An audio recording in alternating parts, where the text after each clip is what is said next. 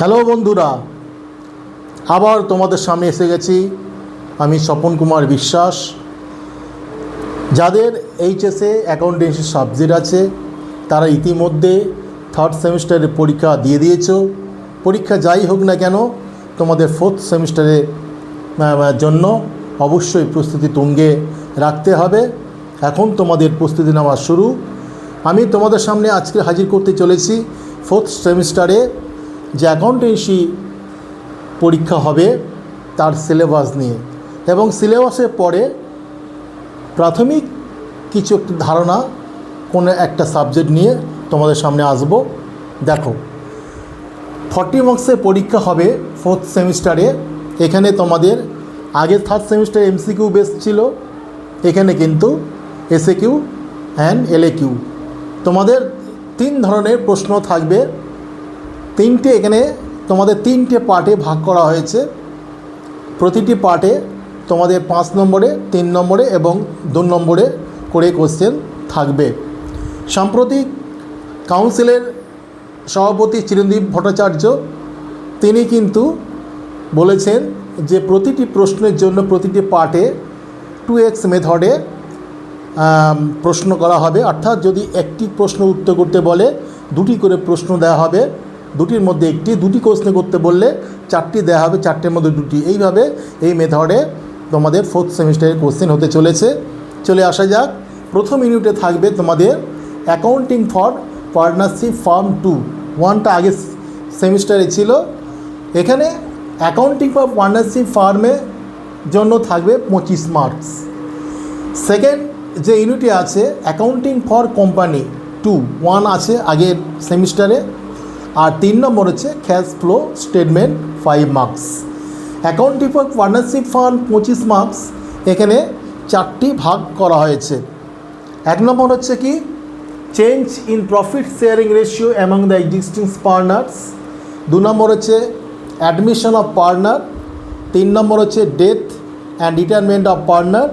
আর 4 নম্বর হচ্ছে dissolution of partnership firm. এই 4টির উপর ভিত্তি করে 25 নম্বর থাকবে। এখানে ভাগ করা হয়েছে যে 5 মার্কসের জন্য 2টি কোশ্চেন তোমাকে অ্যাটেম্প করতে হবে, 10। 3 মার্কসের কোশ্চেন 3 মার্কসের কোশ্চেন 3টে থাকবে, 3টে অ্যাটেম্প করতে হবে। আর 2 মার্কসের কোশ্চেন 3টে অ্যাটেম্প করতে হবে। এখানে 2টি করে কোশ্চেন থাকবে, 5-5-এর জন্য 2 কোশ্চেন অ্যাটেম্প করতে হবে। অবশ্যই এখনকার নিয়ম অনুযায়ী 4টি কোশ্চেন থাকবে, 4টের মধ্যে 2টো অ্যাটেম্প করতে হবে। 3 মার্কসের কোশ্চেন 3টে অ্যাটেম্প করতে হবে, অবশ্যই 6টা কোশ্চেন থাকবে। আর 2 মার্কসের কোশ্চেন 3টে থাকবে, 3টে অ্যাটেম্প করতে হবে, অবশ্যই 6টা কোশ্চেন থাকবে। এইভাবে তোমাদের 25 নম্বর ভাগ করা হয়েছে first unit accounting for partnership farm. 2 নম্বর হচ্ছে কি অ্যাকাউন্টিং ফর কোম্পানি।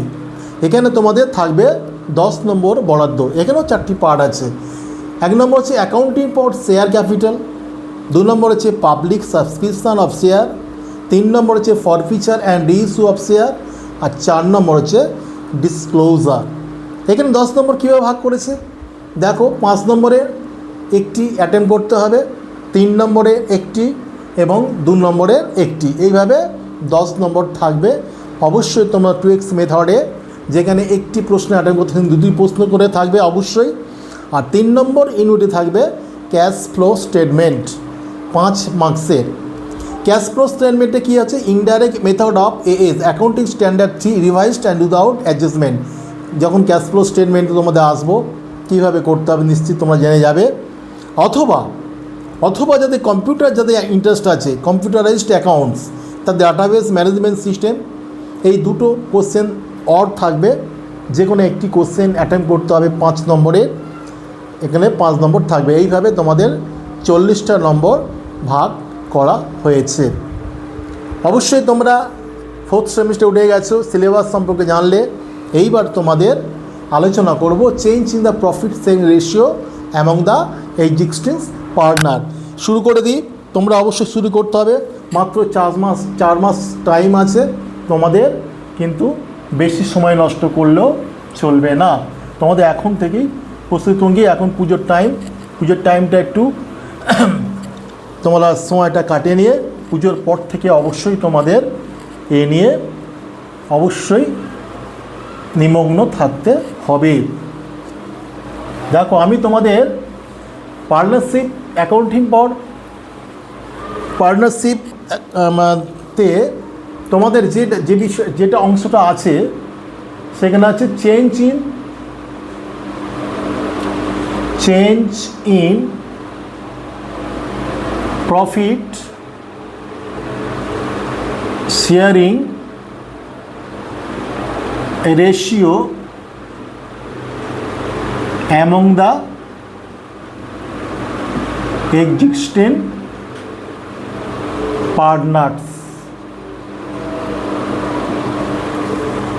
তোমাদের পার্টনারশিপ নিয়ে ইতিমধ্যে আগের সেমিস্টারে জেনে গেছো যে পার্টনারশিপ এখানে যাই করি না কেন একটা পার্টনারশিপ ডিড করতে হয়, দলিল করতে হয়, মানে পার্টনারশিপ ডিড করে তোমাদের সমস্ত কিছুই করতে হয়।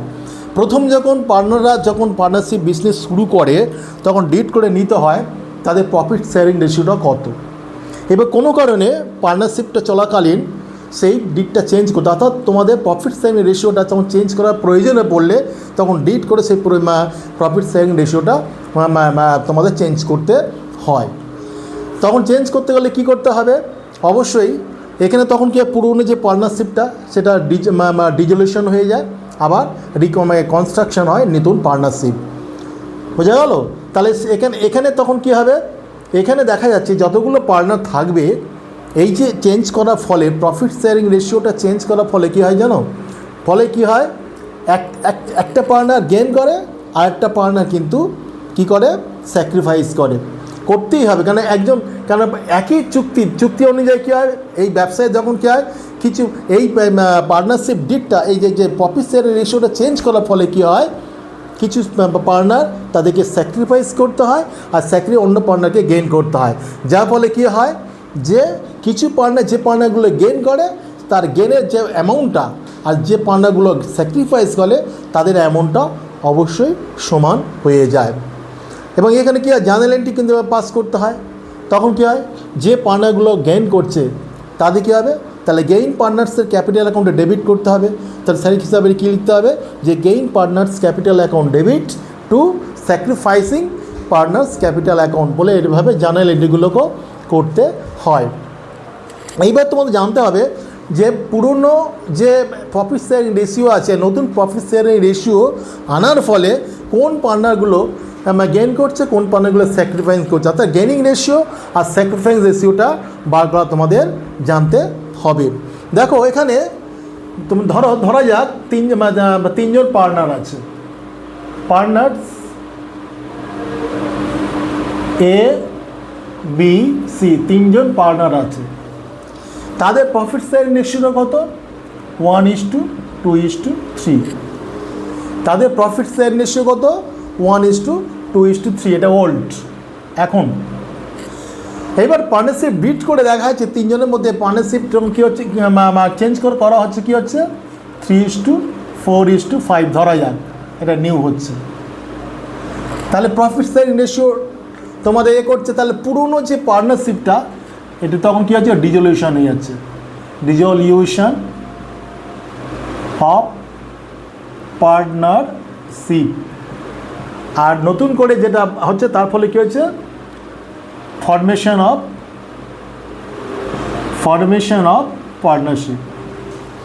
পার্টনারশিপ গঠন হয়ে যাচ্ছে। এইবারে এটার ফলে কী হচ্ছে এবার স্যাক্রিফাইস রেশিও এবং গেইন রেশিও তোমাদের বার করা জানতে হবে। দেখো কীভাবে বার করছি, এবার বার করতে হবে স্যাক্রিফাইসিং। আচ্ছা আর একটু জেনে নিই তথ্য হিসাবে, এর ফলে কী হচ্ছে শেয়ার অফ, এর ফলে কী হচ্ছে share of gain by partner, অতএব পার্টনার্স ইজ ইকুয়াল টু হয় শেয়ার অফ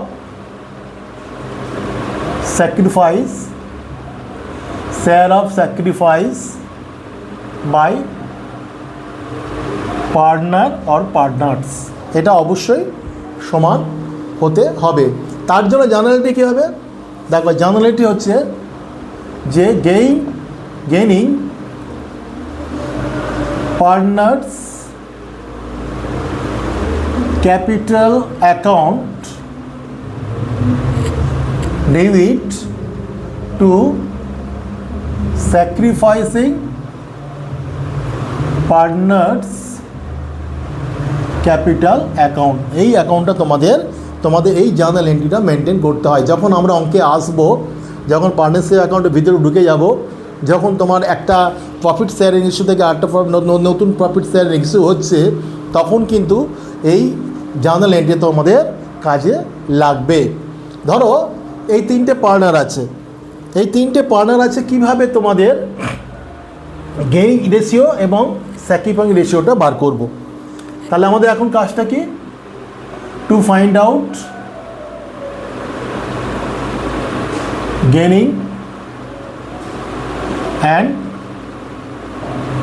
স্যাক্রিফাইসিং রেশিও, এইটা আমাদের বার করতে হবে। তিনটে পার্টনাররা বলেছি, ওল্ড রেশিও বলেছে 1:2:3, আর নিউ রেশিও হচ্ছে 3:4:5। ওল্ড থেকে নিউ রেশিওতে চলে এসছে। তাহলে কীভাবে কী করবো দেখো, এখানে পার্টনার এ, এখানে বি এবং সি। তাহলে এখানে ওল্ডটা, এখানে ওল্ড, এটা হচ্ছে নিউ। ওল্ডটা কী হচ্ছে 1:2:3, এখানে হচ্ছে 3:4:5। 1:2:3 অনুপাতে হলে এর অংশ কত, এর অংশ কত পাচ্ছে, এ পাচ্ছে কত, 1, 2, 3, 1/6 অংশ। বি পাচ্ছে কত, 2/6 অংশ। সি পাচ্ছে কত, 3/6 অংশ। নিউ চুক্তি অনুযায়ী এ কত পাচ্ছে দেখো, 7, 12, 4, 3, 7, 12, 3/12। বি পাচ্ছে 4/12, সি পাচ্ছে 5/12। তাহলে আরেকটা কলাম করি, এখানে হচ্ছে স্যাক্রিফাইস, আর একটা হচ্ছে গেইন। আচ্ছা, এ পেত আগে 1/6 অংশ, নিউ হওয়া বলে সে পাচ্ছে কত, 3/12 অংশ। তাহলে কোনটা বড়, বেশি না বড়, কী করে বুঝবো? একটা তোমাদের টেকনিকটা বলি, দেখো 1/6 আর 3/12 এইভাবে ক্রস গুণ করবে। তাহলে এখানে কত, 12, এখানে তো 18, লেস দ্যান 18। তাহলে কোনটা, নিউটা বেশি হচ্ছে, নিউটা বেশি। দেখো এখানে 12 3, 6, 18। তাহলে প্রথমটা এটা কম, এটা বড়, তার মানে পরেরটা অনুপাতে এটা বড়, তাহলে সে গেইন করলো। বোঝা গেল কি, কে গেইন করলো? এ ওল্ড 1/6 ছিল, সে 3/12 অংশ পাচ্ছে। তার মানে সে কত হচ্ছে, এইটা এই অনুযায়ী কী হচ্ছে, সে বেশি পাচ্ছে, তার মানে গেইন করছে। গেইন কত করছে, তার মানে এটা 3/12 মাইনাস 1/6। গেইন কত, 12 লসই করলে 3-2/6 সমান 1/6 অংশ গেইন করলো, 1/6 অংশ গেইন করলো।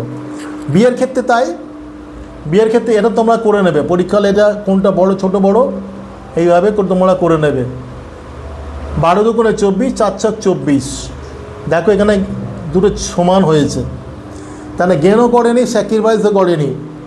তাহলে দুটো জায়গায় আমি ড্যাশ মারছি। তাহলে এবার দেখো 3/6 আর 5/12, 3/6 আর 5/12, তাহলে 36 গ্রেটার দ্যান 30।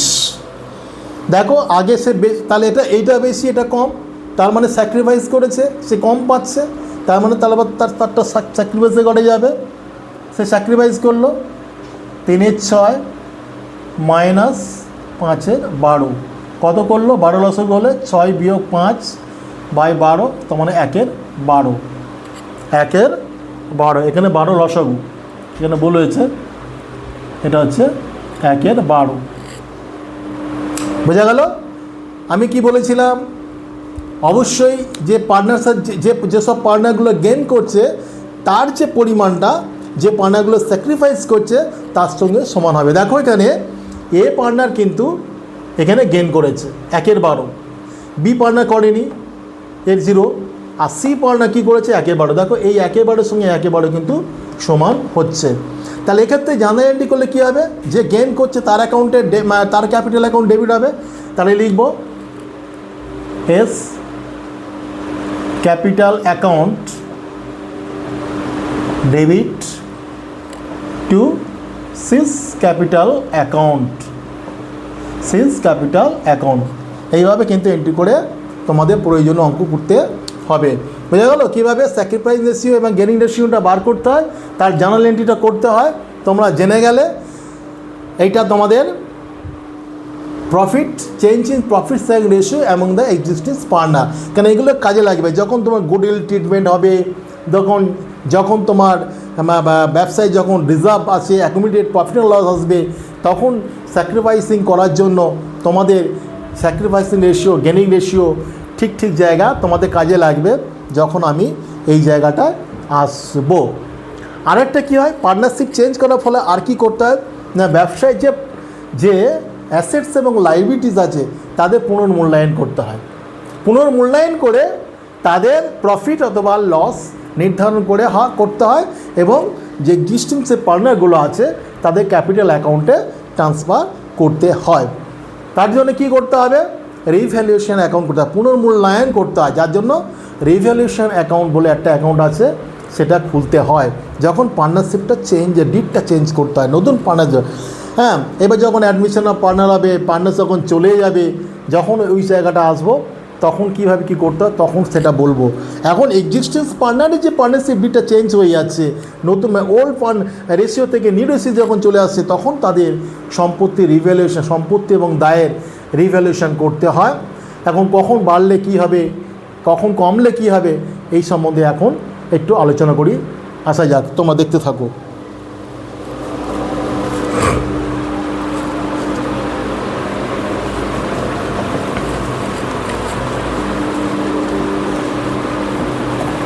দেখো এইবারে sharing, profit sharing ratio change করার ফলে কী হয়, তাদের যে অ্যাসেটস এবং ব্যালেন্স শিটে যে অ্যাসেটস এবং লায়াবিলিটিসগুলো আছে তাদের পুনর্মূল্যায়ন করতে হয়, অর্থাৎ রিভ্যালুয়েশন অফ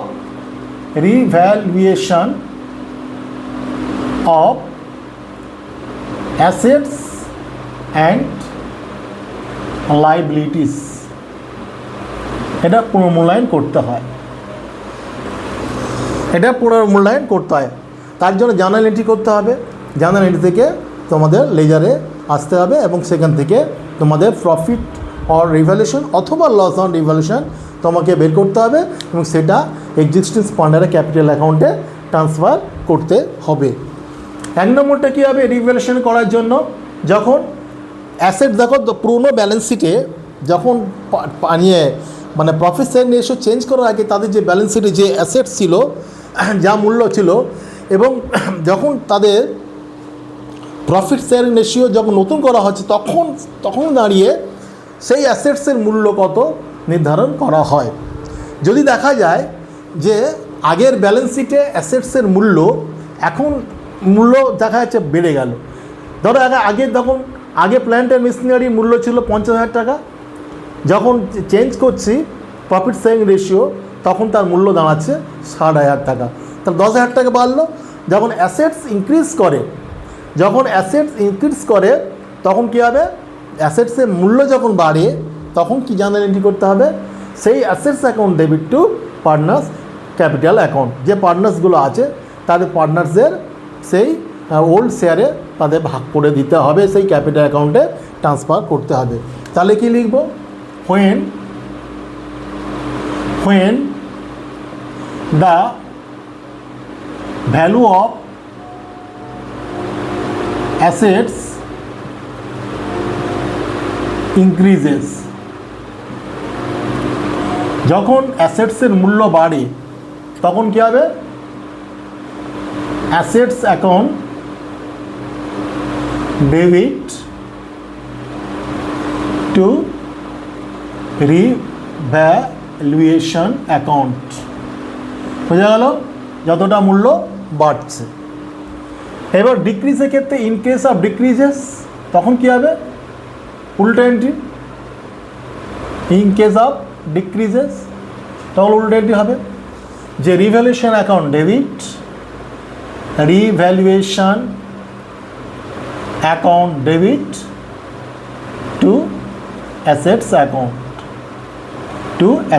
অ্যাকাউন্ট। 3 নম্বর, এটা গেলে অ্যাসেটসের ব্যাপার। এবার যদি লাইবিলিটিস হয়, দেখা যাচ্ছে লাইবিলিটি যে যা আছে, যা দায় আছে বাইরে এখন সেই সময় দাঁড়িয়ে দেখা যাচ্ছে সেই দায়ের মূল্যটা আগের চেয়ে বেড়ে গেল, তাহলে দায় যদি যখন বাড়বে তাহলে কী হবে, when the value of liabilities, when the value of liabilities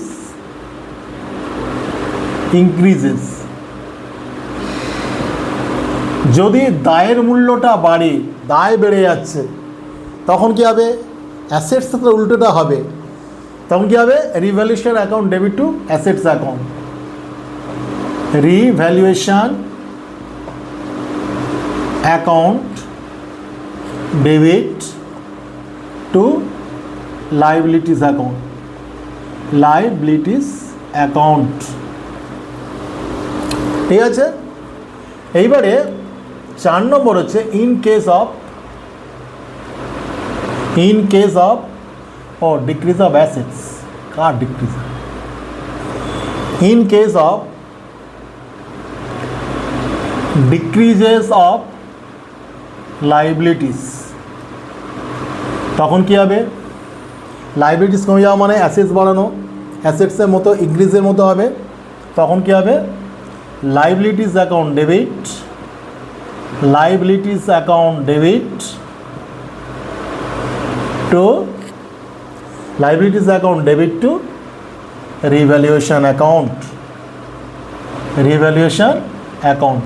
মোটামুটি 4টে অ্যাকাউন্ট জানবে। এইবারে দেখা যাচ্ছে রিভ্যালুয়েশন করে দেখা যাচ্ছে যে রিভ্যালুয়েশনে ক্রেডিট সাইডে যে রিভ্যালুয়েশনে অ্যাকাউন্টের ক্রেডিট সাইডে যোগ করা ফল এবং ডেবিট সাইডে যোগ করা ফলে ক্রেডিট সাইডের অ্যামাউন্টের যোগফল আর ডেবিট সাইডে অ্যামাউন্টের যোগফলের চেয়ে যদি বেশি হয় তাহলে অবশ্যই প্রফিট অন রিভ্যালুয়েশনে প্রফিট হচ্ছে। অর্থাৎ রিভ্যালুয়েশন অ্যাকাউন্টে যদি আমি লেজারটা নিই, তা রিভ্যালুয়েশন অ্যাকাউন্টে ক্রেডিট সাইডটা ডান দিকটা, বাঁ দিকটা হচ্ছে ডেবিট সাইড। ক্রেডিট সাইডের যোগফলটা যদি ডেবিট সাইডের যোগফলের চেয়ে বেশি হয় তখন প্রফিট অন রিভ্যালুয়েশন, তখন জার্নালিটি কী হবে যে profit on revaluation account debit to partners বা প্রফিট অন রিভ্যালুয়েশন অ্যাকাউন্ট যখন হবে তার প্রফিট হয়ে যাবে। যখন কী হবে, 5 number, when there arises profit on revaluation, এই রিভ্যালুয়েশন করে যদি প্রফিট হয় তখন কী হবে, তখন লিখব revaluation account debit to partners capital account, partners capital account. বোঝা গেল? আর যদি in case of loss on revaluation, in case of loss on revaluation, উল্টো এন্ট্রি হবে।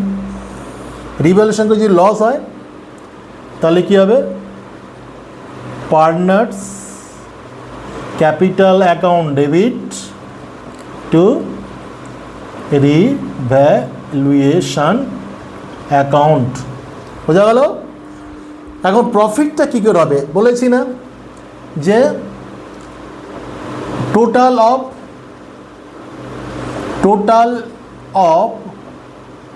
Credit side of revaluation account greater than total of debit side, total of debit side, তবেই এটা profit হচ্ছে। সেটার ক্ষেত্রে কী হবে, সেই ক্ষেত্রে এটা হচ্ছে প্রফিট। উল্টো হচ্ছে তখন উল্টো যদি লেস দেন হয় তখন সেক্ষেত্রে হচ্ছে লস। আমি ডিটেল লিখছি না, বুঝে গেছো তোমরা আশা করছি। আজকের ভিডিওতে তোমাদের সিলেবাস নিয়ে একটা বিস্তারিত একটা আলোচনা করেছি, তারপরে পার্টনার্স অ্যাকাউন্টিং ফর পার্টনারশিপের প্রাথমিক ধারণা, যেটা change in profit sharing ratio নিয়ে করলে কি হয়, তার আমরা বার করেছি কি না শেয়ারিং রেশিও, এই স্যাক্রিফাইসিং রেশিও, গেনিং রেশিও বের করলাম। এরপর বের করলাম যে অ্যাসেটস এবং লাইবিলিটিসের রিভ্যালুয়েশন করলে অ্যাসেট বাড়লে কী হবে, কমলে কী হবে, লাইবিলিটিস বাড়লে কী হবে, কমলে কী হবে, এবং তার থেকে প্রফিট অন রিভ্যালুয়েশন এবং এই profit on revaluation, loss on revaluation বার করতে হয়, করে তাদের পার্টনার্স ক্যাপিটাল অ্যাকাউন্টে ট্রান্সফার করতে হয়। এরপরে আমরা পরে ভিডিওতে অবশ্যই এখানে ট্রিটমেন্ট অফ গুডউইল, খুব ভেরি ভেরি ইম্পর্টেন্ট ব্যাপার। আর যদি কিছু না বলা থাকে তাহলে পুরোনো ব্যালেন্স শিটে যে অ্যাকুমুলেটেড লস থাকে, যে রিজার্ভ অ্যান্ড সারপ্লাস থাকে, সেটা অবশ্যই পার্টনারশিপ ডিডে থাকুক আর না থাকুক, অবশ্যই সেগুলো পার্টনার্স ক্যাপিটাল অ্যাকাউন্টে সেগুলো ট্রান্সফার করে দিয়ে আবার নতুন করে তোমাদের নিউ পার্টনারশিপ অ্যাকাউন্টে অনুযায়ী, নিউ পার্টনারশিপ চুক্তি অনুযায়ী তোমাদের এইগুলো করে নিতে হয়। এরপরের আমি ভিডিওতে অবশ্যই তোমাদের ট্রিটমেন্ট অফ গুডউইল, রিজার্ভ এবং অ্যাকুমুলেটেড লস এইসব নিয়ে আলোচনা করব। আজ এই পর্যন্ত। তোমরা যদি ভিডিওতে নতুন হও অবশ্যই তোমরা সাবস্ক্রাইব করো, আর যদি প্রয়োজনে মন্তব্য থাকো কমেন্ট সেকশানে গিয়ে অবশ্যই কমেন্টস করো। আর যদি বিস্তারিত জানার প্রয়োজন হয় আমার হোয়াটসঅ্যাপ নাম্বার 6290098265 ভিজিট করো, সেখানে প্রয়োজনীয় তোমাদের যা জিজ্ঞাসা সেখানে জানাবে, আমি প্রয়োজন উত্তর দেওয়ার চেষ্টা করব। আজ এই পর্যন্ত।